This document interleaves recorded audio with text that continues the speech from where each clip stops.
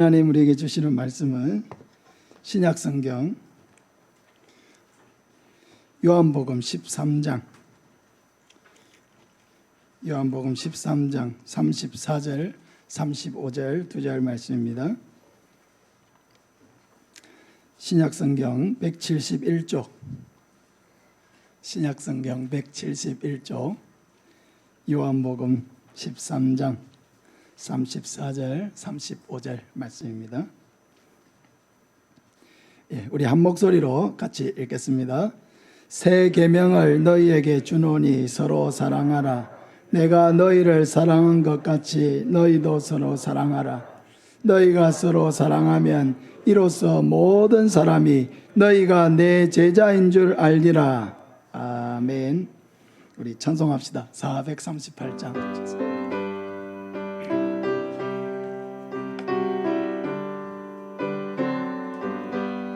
내 영혼이 은총 입어 중한 죄짐 벗고 보니 슬픔 많은 이 세상도 천국으로 화도다.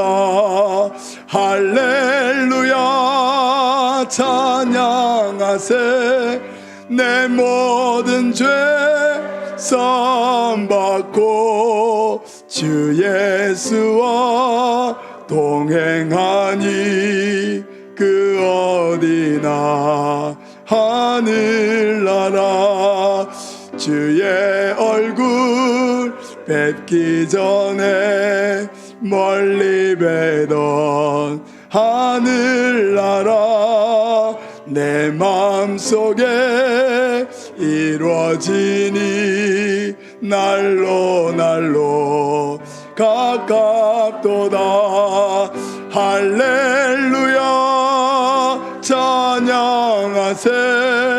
내 모든 죄 선받고 주 예수와 동행하니 그 어디나 하늘나라. 높은 산이 거친 들이 조막이나 궁궐이나 내 주 예수 모신 곳이 그 어디나 하늘나라. 할렐루야 찬양하세. 내 모든 죄 선받고 주 예수와 동행하니 그 어디나 할렐루야 찬양하세. 할렐루야 찬양하세. 내 모든 죄 선받고 주 예수와 동행하니 그 어디나 하늘나라. 할렐루야. 아멘. 서로 사랑하라 하는 제목으로 말씀을 전하겠습니다. 예수님께서는 십자가에 못 박히시기 전날 밤에 제자들과 마지막 성만찬을 나누신 후에 일일이 제자들의 발을 씻겨주셨습니다. 그리고 오늘 읽은 본문대로 제자들에게 서로 사랑할 것을 명령하셨습니다. 오늘 본문을 다시 한번 읽어보면 새 계명을 너희에게 주노니 서로 사랑하라. 내가 너희를 사랑한 것 같이 너희도 서로 사랑하라. 너희가 서로 사랑하면 이로써 모든 사람이 너희가 내 제자인 줄 알리라 했습니다. 예수님께서는 우리가 서로 사랑할 때 바로 이 교회가 예수 그리스도의 제자인 것을 알게 될 것이다 라고 말씀하셨습니다. 그러므로 교회는 믿지 않는 사람들이 볼 때에 사랑의 공동체로 인식되고 사랑의 공동체로 알려져야 합니다. 저 사람들은 뭐 하는지 모르겠지만은 자기들끼리 끔찍하게 서로 챙기고 아껴주고 서로 위해 준다라고 하는 그런 생각을 많은 불신자들이 교회를 보면서 해야 한다는 것입니다. 교회는 서로 사랑하는 공동체로 알려질 때에 우리 자신들에게나 또 믿지 않는 사람들에게나 영향력을 발휘할 수 있는 교회가 되는 것입니다. 교회의 힘은 결국 사랑에 있는 것입니다. 사도행전 11장 26절에 보면 만남에 안디옥에 데리고 와서 둘이 교회에 1년간 모여 있어 큰 무리를 가르쳤고 제자들이 안디옥에서 비로소 그리스도인이라 일컬음을 받게 되었더라 했습니다. 안디옥 교회는 이방인 지역에 세워진 최초의 교회입니다. 이 교회의 사역자는 바나바 목사님과 또 바울 사도였습니다. 이 두 사람이 이곳에서 사역을 했는데 이 안디옥 교회 성도들을 그리스도인이라고 이 사람들이 불리게 되었다는 것입니다. 그리스도인이라고 부른 것은 안디옥 교회 성도들 자신이 자신들을 가리켜서 그리스도인이라고 부른 게 아니고 안디옥 교회 주변에 있는 불신자들이 이 안디옥 교회 성도들을 가리켜서 저 사람들은 그리스도인이야 라고 불렀다는 것입니다. 그럼 무엇을 보고 불신자들은 안디옥 교회를 향해서 그리스도인이라고 불렀을까요? 저 사람들은 뭔가 우리와는 달라. 저 사람들은 그리스도인이야. 그리스도를 따라가는 사람들이야 라고 특징을 지어서 불렀다는 것입니다. 그들의 특징은 다른 것이 아니고 서로 사랑하는 모습이었습니다. 우리가 사도행전에서 보면은 그 초대교회라고 하는 초대교회, 교회의 원형이죠. 원래의 교회. 초대교회를 보면은 서로 물건을 공유하고 핍박 속에서도 서로의 어려움을 보듬어 안는 그런 교회였습니다. 어렵고 힘들고 가난한 가운데서도 서로를 의지하고 서로를 위해서는 내가 가진 것을 아낌없이 나누는 그런 공동체였습니다. 그러니까 교회가 세상과 비교해서 남다른 특징이 있었는데 그것은 바로 남다르게 사랑하는 모습이었습니다. 사랑하는 것이 특별했다는 것입니다. 사랑하는 여러분, 우리 교회가 서로 사랑하는 모습이 남다른 교회가 되기를 바랍니다. 그런 교회를 우리가 함께 이루어 가야 하고 그런 교회를 함께 세워가야 하는 것입니다. 그럼 우리는 어떻게 서로를 사랑해야 합니까? 첫째, 서로를 위해서 희생하면서 사랑해야 합니다. 34절을 다시 한번 보면은 새 계명을 너희에게 주노니 서로 사랑하라. 내가 너희를 사랑한 것 같이 너희도 서로 사랑하라 했습니다. 예수님께서 제자들에게 서로 사랑하라고 하시면서 내가 너희를 사랑한 것처럼 너희들도 서로 사랑을 해라 라고 말씀하셨습니다. 그러면 예수님은 어떻게 제자들을 사랑하셨습니까? 예수님의 사랑은 전적으로 희생하는 사랑이었습니다. 예수님은 인간을 구원하시기 위해서 하늘 영광을 희생하시고 이 땅에 오셨습니다. 예수님은 가난한 가정에서 태어나시고 가장 낮은 그런 마구간에서 태어나심으로 인간으로서의 영광도 희생하셨습니다. 예수님은 이 땅에서 우리가 겪는 모든 고난과 어려움을 다 당하시고 인간이 겪는 모든 시험을 다 겪으시면서 하나님의 아들로서의 영광도 다 희생하셨습니다. 그리고 우리를 위하여 십자가에 죽으시기까지 아낌없이 모든 것을 여러분 희생하셨습니다. 예수님은 말로 사랑을 실천한 것이 아니고 철저하게 모든 예수님의 삶은 그 희생을 통해서 우리를 향한 완전한 사랑을 다 보여주신 것입니다. 예수님은 우리 대신에 채찍에 맞으셨고 우리 대신에 수치를 당하시고 우리 대신에 십자가에 달려서 고통을 당하시고 죽으셨습니다.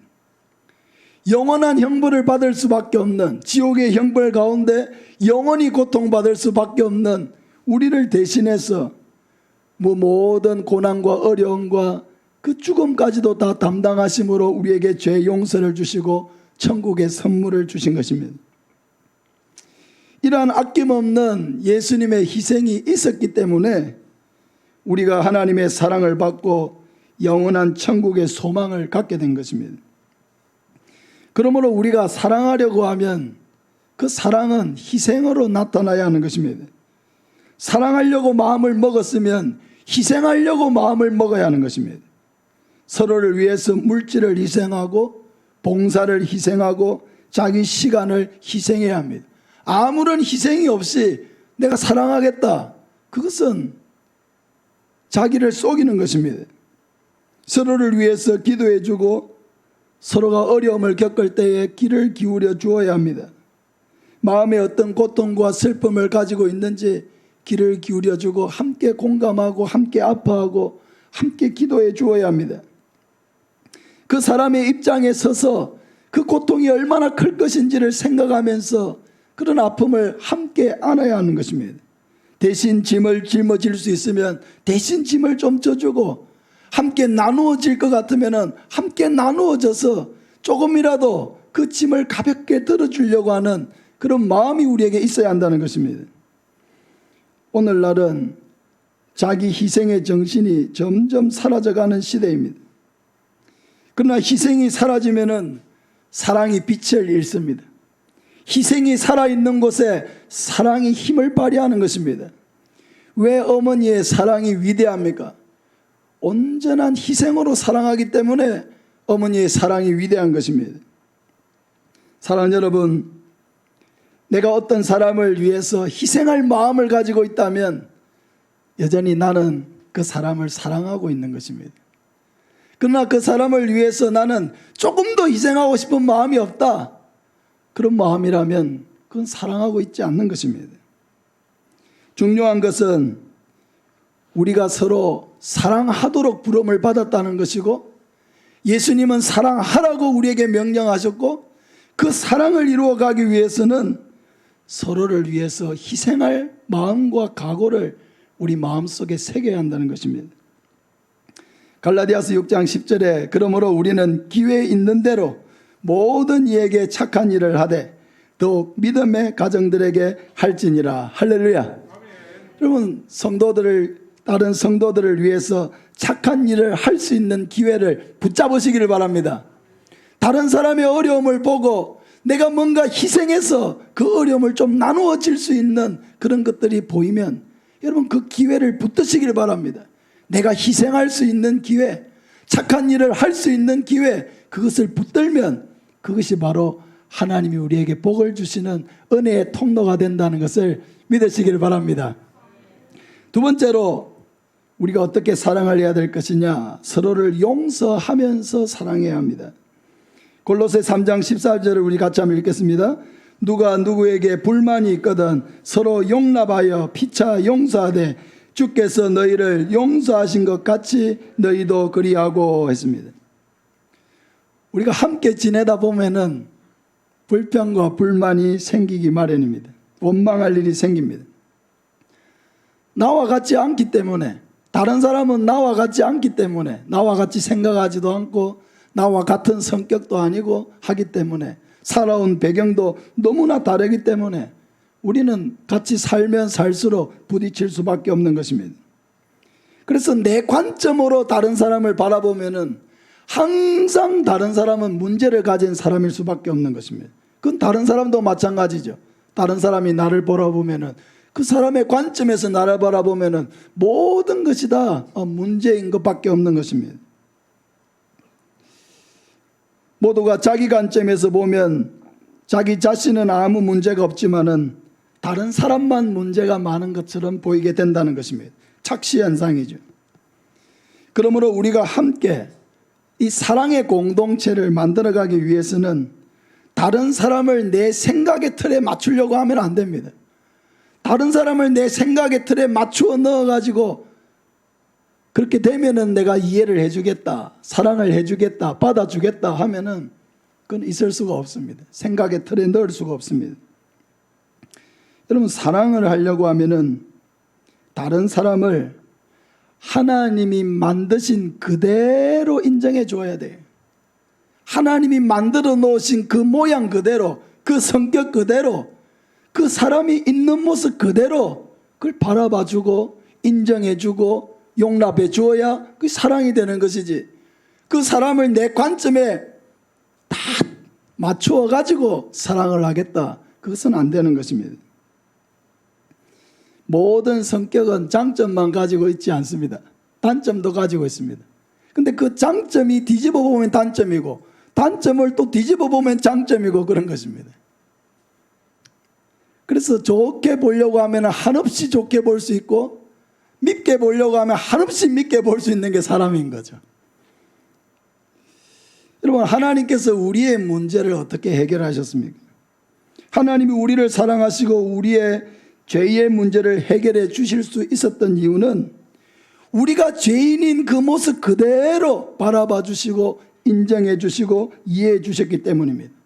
만약에 하나님께서 우리에게 하나님의 기준을 딱 이야기해 주고 나서 너희가 이 기준에 도달하면 내가 너희를 사랑해 주고 인정해 주고 너희 죄를 용서해 주고 영원한 천국으로 인도해 주겠다. 만약에 하나님께서 이런 식의 사랑을 우리에게 하셨다고 하면은 아무도 우리는 죄 용서를 받을 수 있는 사람도 없고 아무도 우리는 천국에 갈 수 있는 사람이 단 한 사람도 없게 되는 것입니다. 그러나 하나님께서는 우리가 우리 스스로 우리의 죄의 문제를 해결할 수 없는 그런 연약함, 그런 죄악의 본성, 그런 악함을 우리가 가지고 있다는 것을 하나님이 다 아시고 이 문제를 그러면 어떻게 해결할 것이냐, 그렇게 해서 하나님은 자기의 독생자 예수님을 우리를 대신에 이 땅에 보내어서 우리의 모든 죄값을 예수님이 다 짊어지게 하는 방법으로 우리를 구원해 주시고 우리를 용서하시고 우리를 사랑해 주신 것입니다. 우리의 있는 입장 그대로를 이해해 주시고 용납해 주셨기 때문에 하나님 편에서 방법을 찾아서 문제를 해결해 주신 것입니다. 그러므로 용서라고 하는 것은 서로가 서로를 있는 그대로 인정해 주는 데서 시작해야 합니다. 우리는 나를 있는 모습 그대로 바라봐 주고 있는 모습 그대로 나를 사랑해 주는 사람에게서 편안함을 느끼는 것입니다. 넌 이런 것 때문에 안 돼, 저런 것 때문에 안 돼, 그것 때문에 나는 도무지 너를 사랑할 수 없어, 이렇게 하면은 사랑을 할 수가 없는 거죠. 그냥 있는 모습 그대로가 좋아야 하는 것입니다. 그냥 그 성격 그대로가 좋고 그냥 그 모습 그대로를 사랑해 주어야 사랑이 되는 것이죠. 사랑하는 여러분, 우리 한번 따라합시다. 있는 모습 그대로, 그 성격 그대로 바라보자. 이게 중요한 거예요. 거기서 뭘 더 떠도 고쳐가지고 이렇게 하려고 하지 말고 그 사람의 있는 모습 그대로 하나님이 만들어 놓으신 원형 그대로 인정하는 데서 여러분 시작하시기를 바랍니다. 세계적인 복음 전도자였던 빌리 그레함 목사님은 행복한 부부는 용서를 잘하는 두 사람이 살기 때문이다 라고 말했습니다. 여러분, 행복한 관계라고 하는 것이 아무 문제가 없기 때문에 행복한 관계가 되는 게 아니라는 거예요. 행복하게 살고 있는 두 사람도 거기에는 많은 문제가 있는데 행복하다는 거예요. 많은 문제가 있는데 왜 어떻게 행복하냐? 다른 집에는 다 싸우고 난린데 왜 우리 집에도 똑같이 문제가 많은데 행복하냐? 그건 용서를 잘하는 두 사람이 살기 때문이라는 거죠. 용서를 잘하는 두 사람이 살면 어떤 문제가 생겨도 용서하면 되니까 그 문제가 되지 않는다는 것입니다. 여러분, 서로 함께 살면 누구보다도 서로의 단점을 너무 잘 알죠. 단점을 너무 잘 알기 때문에 상처도 더 깊이 남길 수 있는 것이 바로 함께 사는 사람들의 관계입니다. 성도들도 마찬가지죠. 오랫동안 신앙생활 하다 보면은 서로가 여러 번 겪어보고 이래도 겪어보고 저리도 겪어보면서 장점과 단점을 너무너무 잘 알죠. 자기 식구들만큼 성도들을 잘 알게 됩니다. 그 잘 아는 그것이 그 사람을 더 사랑해주고 그 사람의 부족함을 더 채워줄 수도 있지만은 여러분, 상처를 주려고 하면요 더 깊이 줄 수 있는 것이 바로 성도들과의 관계예요. 그러나 부부가 행복해지고 성도가 다 서로 행복해지는 비결은 서로가 서로를 용납하고 있는 그대로 인정하고 서로의 잘못을 용서해 주면서 살면 다 평화롭게 행복할 수가 있는 것입니다. 다른 길은 우리에게 없는 것입니다. 나에게 잘못한 일이 있다고 해가지고 그것을 가슴에 꾹 쥐고 살면 안 돼요. 풀어야 돼요. 털어버려야 합니다. 용서해 주기로 마음을 먹어야 합니다. 잘못을 용서해 주지 아니하고 계속 미워하고 대립하면 모두가 다 행복해질 수 없고 무엇보다도 우리 자신이 행복할 수가 없습니다. 우리는 천국에 갈 때까지 날마다 용서를 연습해야 합니다. 나에게 잘못한 사람을 용서해 주는 연습을 계속해야 합니다. 마태복음 18장 35절에 너희가 각각 마음으로부터 형제를 용서하지 아니하면 너희 하늘 아버지께서도 너희에게 이와 같이 하시리라. 무서운 말씀이죠. 용서를 하는데 대충 겉으로 하면 안 된다는 거예요. 마음으로부터, 마음 중심으로부터 형제를 용서하지 아니하면 너희 하늘 아버지께서도 이와 같이 하시리라. 무서운 말씀이지 않습니까? 용서하는 것은 어려운 일이지만은 우리는 예수님께서 우리에게 이 명령을 우리에게 주셨다는 것을 잊어버리면 안 됩니다. 우리가 이미 하나님의 용서를 받고 영원한 형벌을 받아야 될 인생에서 그 용서를 통해서 영원한 안식을 누릴 인생으로 완전한 하나님의 은혜를 누렸기 때문에 우리에게 용서하라고 명령하신 하나님의 명령을 거부하는 것은 배은망덕한 행위입니다. 러시아 대문호인 톨스토이는 이런 말을 했습니다. 서로 용서하라. 이 세상에서 화평하게 지낼 수 있는 방법은 하나밖에 없다. 그것은 용서다 했습니다. 용서를 받는다는 건 참 행복한 일이에요. 우리가 어릴 때 이렇게 성장하다 보면은 많은 문제를 일으키죠. 그러나 우리가 어떻게 이렇게 정상적으로 자랄 수가 있었을까요? 부모님의 용서가 있었기 때문에 자란 것입니다. 너는 이런 잘못을 했기 때문에 우리 집에서 나가! 물론 몇 번 나갔다 들어온 사람도 있을 겁니다. 그러나 그건 내쫓는 건 아니죠. 한없이 용서를 받았죠. 날마다 용서를 받았죠. 수없이 많은 용서를 받았기 때문에 용서의 결과물로서 우리가 여기 있는 것입니다. 이 얘기는 안 하려고 했는데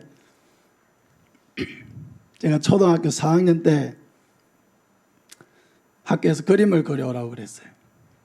전 그림을 잘 못 그리는데도 일단 뭐 숙제니까 그려야 될 거 아닙니까? 그 물감을 가지고 그렸는데 이걸 좀 빨리 말릴 수 없을까? 말려야 되는데 빨리 말리고 싶은 거 빨리 놀러 가야 되니까 빨리 말릴 수 없을까 생각하다가 헤어 드라이기로 말려야 되겠다. 그 옛날에는 제가 어릴 때는 110볼트도 있고 220볼트도 있는 거예요. 이거 잘 맞춰서 꽂아야 되는 거죠. 근데 이 110볼트에 꽂아야 되는 헤어 드라이기를 220볼트에 꽂아가지고 말린 거예요. 돌아가긴 돌아가더라고요. 돌아가다가 헤어 드라이기에서 연기가 나더라고요. 연기가 나면서 스톱 해버린 거죠. 고장이 나고 나니까 아이 큰일이다 싶은 거예요. 고장이 나고 나니까. 여러분 이 문제를 어떻게 해결해야 됩니까? 이 큰 문제를 앞에 두고 걱정이 확 생기더라고요. 큰일이다. 이 야단을 많이 맞겠다. 그래 어머니께 편지를 썼습니다. 어머니 제가 오늘 그림을 말리다가 헤어드라이기를 고장을 냈습니다. 오늘 저녁에는 할아버지 집에 자고 오겠습니다. 그래가지고 그날 편지를 써놓고 웬 찾으면 안 되잖아요. 예? 동네방네 찾아다니면 안 되니까 내가 어디 자는지 알려놓고 이제 가서 하룻밤 자고 온 거죠. 그 다음날 가니까 헤어드라이기 얘기는 1도 안 꺼내시더라고요. 평소처럼 그렇게 대해주시더라고요. 그래가지고 마음을 썰어내리면서 그 큰 문제를 간신히 넘겼습니다. 어머니가 그 편지를 보았을 때 지금 생각해 보면은 얼마나 웃기기도 하고 또 얼마나 귀엽기도 하고 그러셨을까 하는 생각을 해봅니다. 용서받는다는 것은 참 감사한 일이죠. 용서를 받는 것은 큰 사랑을 받는 것입니다. 문제가 너무너무 크기 때문에 문제에 대한 책임을 지려고 하면 마음이 두려워요. 힘이 들어요. 근데 괜찮아. 책임 안 져도 돼. 내가 널 용서하니까 괜찮아. 다음부터 잘하면 돼. 그런 이야기를 우리가 듣게 되었을 때에 그 말이 우리에게 주는 그 평안함, 그죠? 다시 잘하면 된다.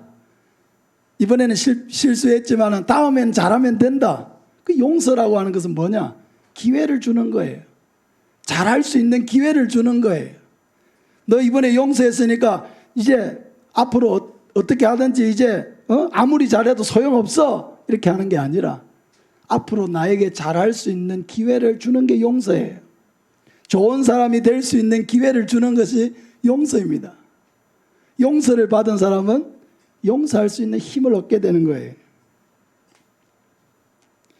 나는 절대로 용서할 수 없어. 절대 용서하지 않을 거야. 여러분, 절대는 절에 있는 담뱃대가 절대예요.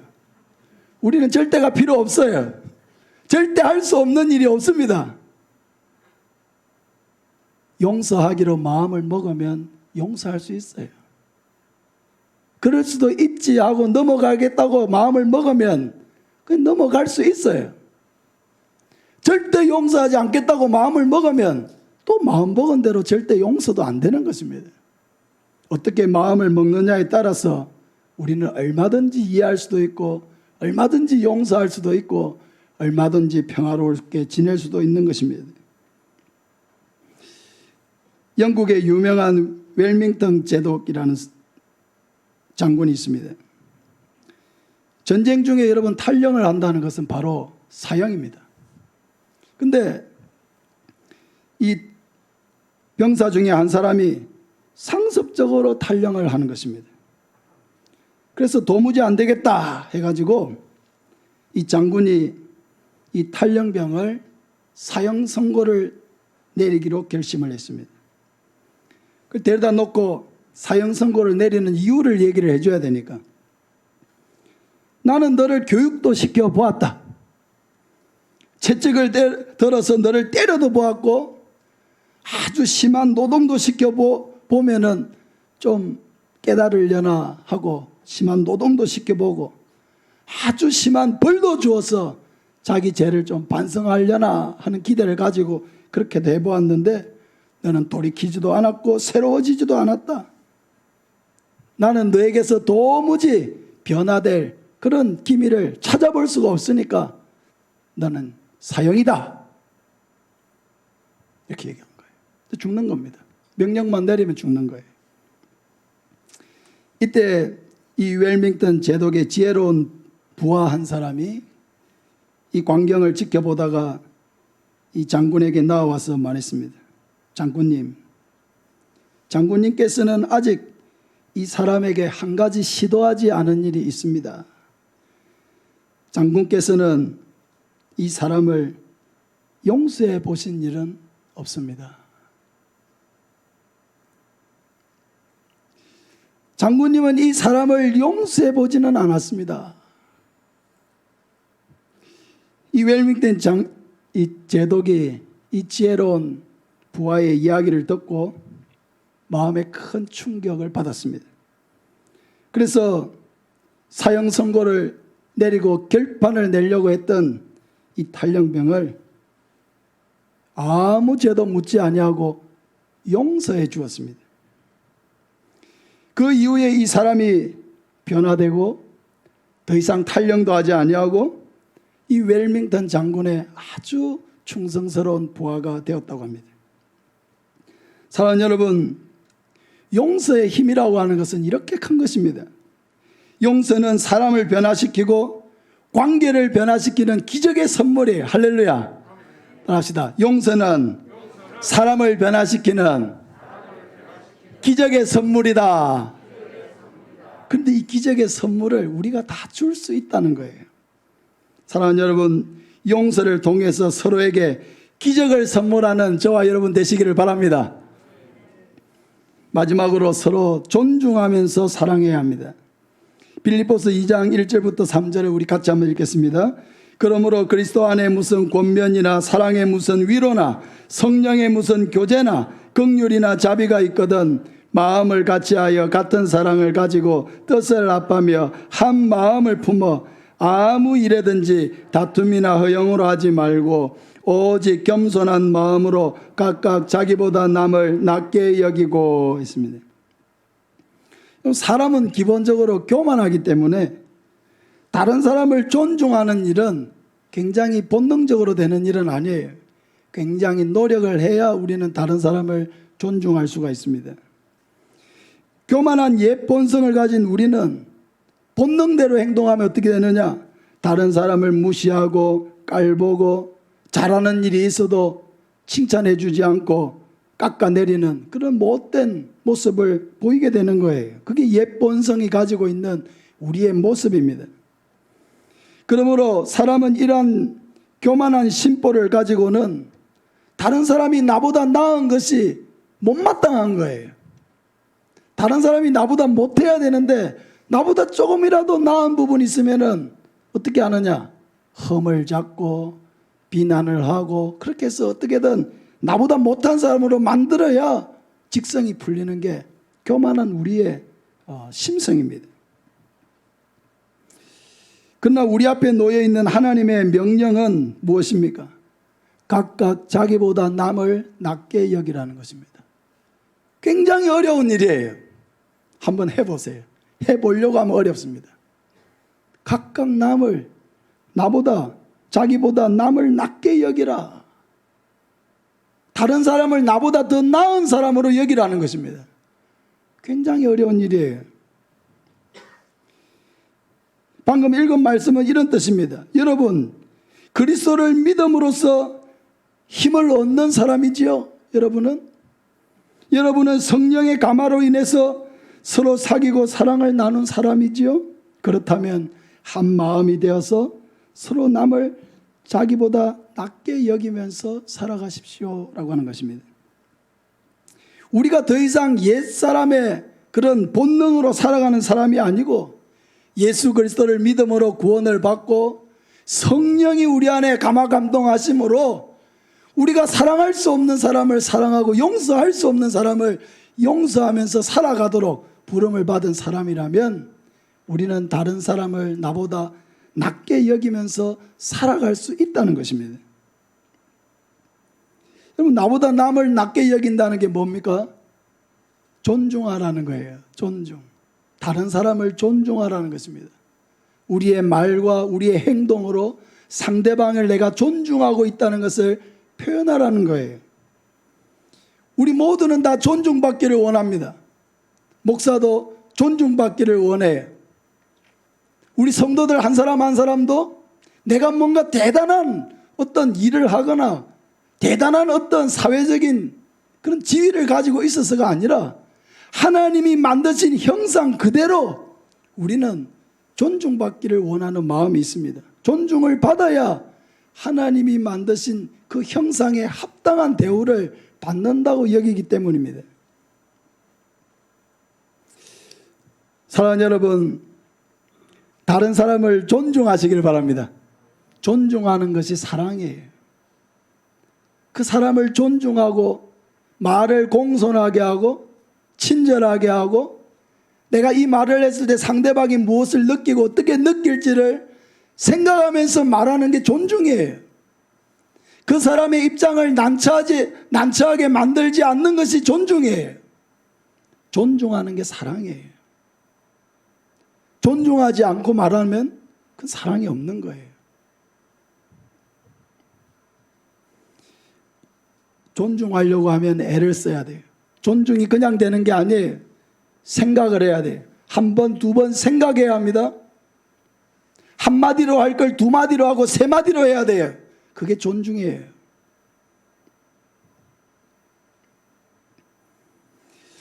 교회는 서로를 존중하는 공동체여야 합니다. 우리 자신이 존중받고 싶은 마음이 있듯이 모든 사람은 다 존중받고 싶은 마음이 있는 거예요. 하나님의 형상으로 창조된 고귀한 인생들이기 때문에, 하나님의 사랑을 입은 고귀한 인생들이기 때문에 우리는 존중을 받아야 마땅한 그런 하나님의 형상들입니다. 그래서 우리는 존중을 해야 합니다. 존중은 선택이 아니고 의무예요. 교회는 모든 사람이 존중받는 곳이어야 합니다. 교회는 모든 인생이 귀중히 여김을 받는 곳이어야 합니다. 여기 어느 누구도 인생을 쉽게 살아온 사람은 없어요. 내가 볼 때에 저 사람의 인생은 뭐 별 볼 일 없다, 별 것 없다, 그건 내 생각이에요. 그 사람의 입장에서 서로 보면은 나도 그렇게 어렵고 나도 그렇게 힘든 상황에서는 저보다 더 잘 살아올 수 있을까? 우리가 그 사람의 입장에서 조금만 생각을 해보면은 나도 별 수 없는 것입니다. 다른 사람의 인생에 대해서 함부로 말해서는 안 된다는 것입니다. 사랑하는 여러분, 교회는 존중받아야 하는 곳인데 우리가 살아온 삶은 존중받지 못하고 살아온 인생이에요. 그래서 우리 마음속에는 우리 자신이 존중받지 못함으로 말미암아 받은 많은 상처가 우리 마음속에 있어요. 이런 상처를 안고 살아간다는 것은 괴로운 일입니다. 교회는 바로 그런 아픔을 치유받는 곳이어야 합니다. 우리는 사랑할 때 치유를 받아요. 사랑을 받을 때 치유를 받습니다. 다른 사람을 위해서 희생할 때 치유를 받고요, 다른 사람의 아낌없는 희생을 받을 때 치유를 받아요. 우린 다른 사람을 용서할 때 치유를 받고, 다른 사람이 해주는 용서를 받을 때 또 우리의 마음이 치유를 받습니다. 우린 다른 사람을 존중할 때 치유를 받고, 존중을 받음으로써 치유를 받습니다. 여러분, 하나님은 세상 속에서 지친 우리를 교회에서 치유하고 회복해 가기를 원하십니다. 세상 속에서 수고하고 무거운 짐진 자들이 다 교회로 들어와서 하나님의 사랑을 입고, 그 하나님의 사랑을 입은 사람들을 통해서 흘러가는 사랑, 흘러가는 희생, 흘러가는 용서, 흘러가는 존중, 배려, 이것을 통해서 우리를 치유하고 이 지역을 치유하기를 원하시는 거예요. 여러분, 여기 보면은 사랑이 꽃피는 행복한 교회가 있죠. 사랑이 꽃피는 행복한 교회는 하늘에서 그냥 떨어지는 게 아닙니다. 저와 여러분이 만들어 가야 되는 교회죠. 우리 교회를 향해서 하나님이 뜻하시는 것이고, 우리 모두가 소망하는 교회의 모습이고, 이 세상이 기대하는 교회의 모습이에요. 그런 교회는 우리가 다 같이 만들어 가야 돼요. 어떻게 해요? 조금의 희생을 같이 쏟아붓고, 조금씩 용서하려고 애를 쓰고, 조금씩 나보다도 남을 낮게 여기는 마음을 가지고 서로를 존중하기 위해서 말 한마디 행동 하나 정중하고 친절하게 하려고 애를 쓰고, 그 사람의 입장에서 한번 서보고, 뭔가 내가 말로서 그 사람의 인생을 함부로 판단하기 전에 그 사람의 입장에 서서 오죽하면 이라고 생각해 보면 이해하지 못할 일도 없고, 용서하지 못할 일도 없고, 받아들이지 못할 일도 없는 것입니다. 사랑하는 여러분, 하나님은 우리에게 많은 은혜와 사랑을 주셨기 때문에 우리가 희생하기를 원하십니다. 용서하기를 원하십니다. 존중하기를 원하십니다. 이런 사랑의 실천이 구체적으로 나타나기를 원하십니다. 하나님의 은혜가 너무나 우리에게 크게 부어졌기 때문에 그런 은혜를 받은 사람은 조금 희생해도 괜찮고요, 조금 용서해줘도 괜찮고요, 서로 존중해도 내가 손해보는 거 아무것도 없습니다. 이런 사랑의 구체적인 실천을 통해서 하나님이 우리에게 기대하시는 교회, 우리 모두가 소망하는 교회, 이 세상, 우리 하이면 삼천포 지역이 기대하는 그런 교회, 그런 교회를 함께 세워나가는 저와 여러분 되시기를 예수님의 이름으로 축복합니다. 네. 우리 찬송가 220장 찬송합시다.